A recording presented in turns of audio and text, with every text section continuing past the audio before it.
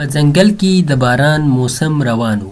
په همدې ځنګل کې یوه مرغه چې نوم یې نیلو اوسېده.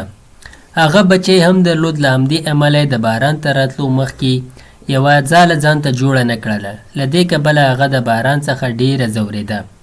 نیلو وویل باران خو پیل شو، باید مې مخکې نه ځان ته ځاله جوړه کړې وای. اوس به څه کوم؟ اوبه زما ځالې ته راننوځي، ښایي له چا څخه مرسته وغواړم.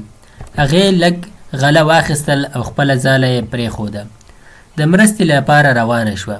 والوتله تر څو وګوري یو ځای یو بل مرغۍ کونګ دروازه یې ورته وټکوله چې کونګ دروازه خلاصه کړه، مهرباني وکړئ ما دننه کړئ، بهر سخت باران دی. خو کونګ ځان ویده وښوده او دروازه یې خلاصه نه کړه. نیلو وویل ښایي هغه ویده وي، باید ازار یې نه کړم، او له هغه ځایه لاړه. وروسته هغه د یو بل مرغه کور ته لاړه او ویې ویل مهرباني وکړه لږ خواړه راکړه چې ډېره وږې شوې یم. هغه وویل زه خپله هم وږی یم، څه درکړم؟ دلته یوه دانه غله هم نشته. په همدې وخت کې یو بل ګوډو هم هلته و. کله چې د نیلو سره د غلو کڅوړه ولیده نو پلان یې جوړ کړ چې هغه دننه کړي او بیا یې غله ترې واخلي. خو نیلو د هغوی خبرې واورېدې او پوه شو چې هغوی بد نیت لري. هغه یې ژر له هغه ځایه وتښتېده.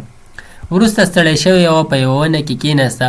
همدا یو وخت کې یو ښکاري عقاب راغی.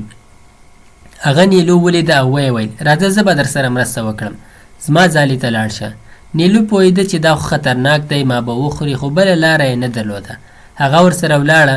کله چې هغوی ځالې ته ورسېدل عقاب پوه شو چې باید نیلو چې ده امیدواره ده، نو ډېر خوشحاله شو. فکر یې وکړ چې هغه او هګۍ یې وخوري. نیلو په هوښیارۍ سره وویل زه تږې شوی یم، لږې اوبه راوړم. عقاب ورته وویل نه، زه به اوبه درته راوړم. کله چې عقاب بهر لاړه نیلو له موقع څخه ګټه واخیسته او وتښتېده. هغې د یو کټل ونې یوه ونه یې وموندله او هلته کېناسته. بیا یې په هغه لویې ونه کې دننه یو ځاله ځان ته جوړه کړه. څو ورځې وروسته هغې هګۍ کېښودې. عقاب بیا عمل ته راغی، خو نه یې ځاله وموندله او نه نیلو. په دې ډول نیلو په خپل هوښیارۍ او خپل بچی او خپل ځان وژغوره او په امن کې پاتې شول.